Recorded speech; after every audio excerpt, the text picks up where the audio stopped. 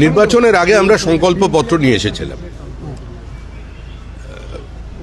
একটা রূঢ় বাস্তবের মাটিতে দাঁড়িয়ে বিপরীত অর্থনৈতিক পরিস্থিতিতে সারা ভারতবর্ষের পরিস্থিতির সঙ্গে পশ্চিমবঙ্গকে তুলনা করে এবং রাজ্যের সমস্ত প্রান্তের সমস্ত বর্গের মানুষদের থেকে সাজেশন নিয়েই আমরা সেই সংকল্পপত্র তৈরি করি।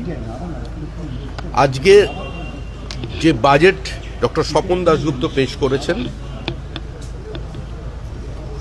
তারপর আমি স্বপন দাশগুপ্ত আমাদের মাননীয় অর্থমন্ত্রী এবং মাননীয় মুখ্যমন্ত্রী শ্রী শুভেন্দু অধিকারী দুজনকে অভিনন্দন জানাচ্ছি যে এই বাজেট সর্বব্যাপী বাজেট এবং এই বাজেট সর্বস্পর্শী বাজেট।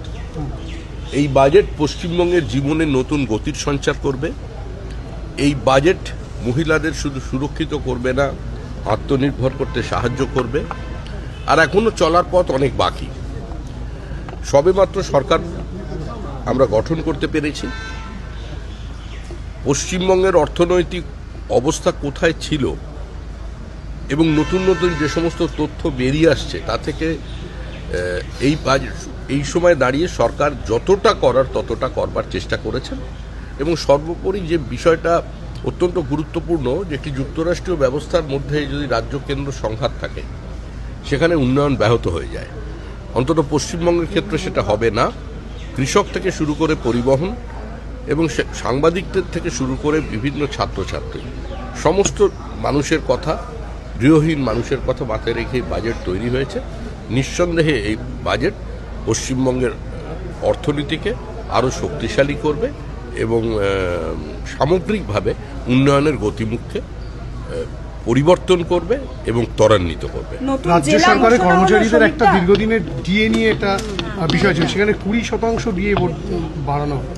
আমাদের এই মুহূর্তে আমাদের সাধ্যমতো আমরা বলেছিলাম যে সরকার গঠন হবার 45 দিনের মধ্যেই এই সরকার রাজ্য সরকারি কর্মচারী এবং পেনশনভোগীদের যে প্রাপ্য ডিএ, যেটা তাদের অধিকারের মধ্যে পড়ে, তার উপরে কাজ শুরু করবেন এবং কেন্দ্রের হারে আমরা এই রাজ্যে ডিএ দেব। আপনারা জানেন পরিস্থিতি বর্তমানে কি আছে।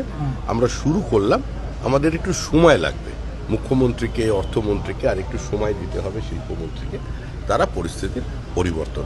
নতুন জেলা ঘোষণা হলো সমিতি অনেকগুলি, এতে কি মনে হয় যে দীর্ঘদিনের মানুষের ওখানে চাহিদা ছিল, আবেগ ছিল।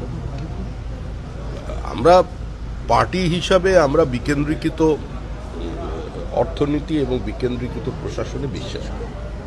ডিসেন্ট্রালাইজেশন অফ পাওয়ার, এটা আমাদের পার্টির ঘোষিত অবস্থান এবং 50-এর দশক থেকেই তদানীন্তন ভারতীয় জনসংঘ এবং বর্তমানের ভারতীয় জনতা পার্টি এই কথা বলে এসেছেন।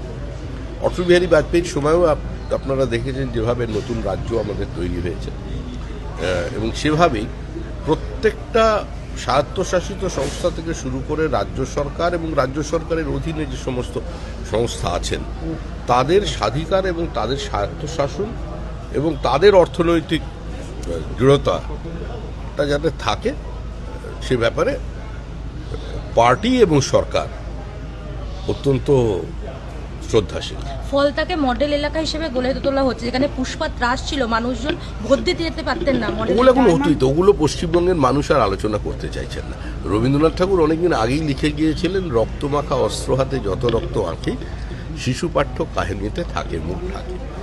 তো যারা একসময় ব্যান্ড বাজানোর কথা বলেছিলেন, ডিজে বাজানোর কথা বলেছিলেন, তারা আজ অত্যন্ত করুণ সুরে ঘরের কোণে বসে বেহালা বাজাচ্ছেন।